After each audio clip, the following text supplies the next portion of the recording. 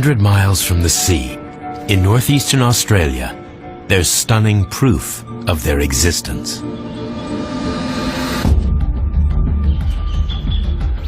Nawala Gabernmung,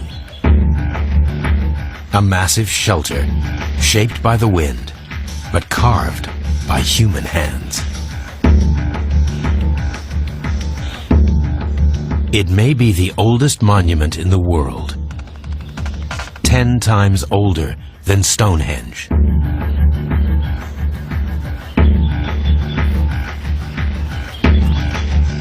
The land here has been in the custody of Margaret Catherine and her ancestors for generations.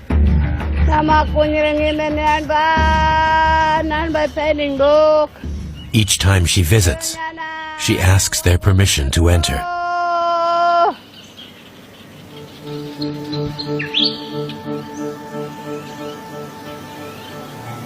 My ancestor lived in this place.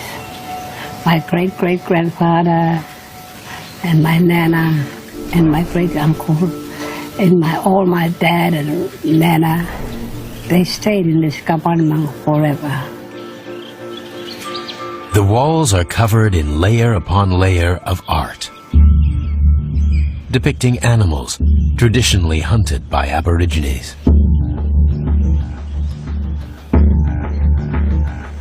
Here, we got a big barramundi. On top of the barramundi is a brim and little tiny fish there. I see crocodile there. This one here, big plain kangaroo. That tail him go around that way.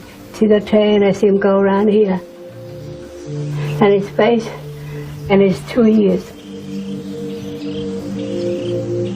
The art on the walls is a mix of the modern and the very old. But how far back does this tradition go?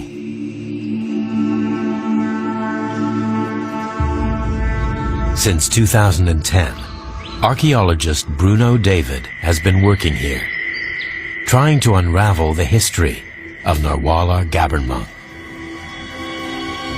People have come into the site, camped on the ground, so through time you've had a series of layers of sand and ash that have built up, gradually like leaves in a book, and those sediments that have built up have caused the archaeological materials in the ground to be buried. Y's are 27. So we've started in the surface, where we have materials that might be 100 years old, 200 years old, gone further and further back in time, and at the bottom, a period somewhere between 48,000 and 50,000 years ago, we have the oldest evidence of human occupation at that site. The dates are based on fragments of charcoal left behind by early Australians. They suggest people were here at least 6,000 years before they were at Lake Mungo.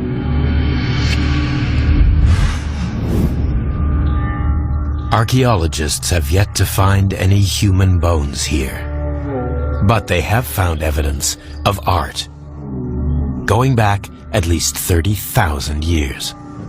It's only a tiny fragment of the original painted surface, but what we can see on it is a series of lines. So there's a straight line cross-cut by a curved line.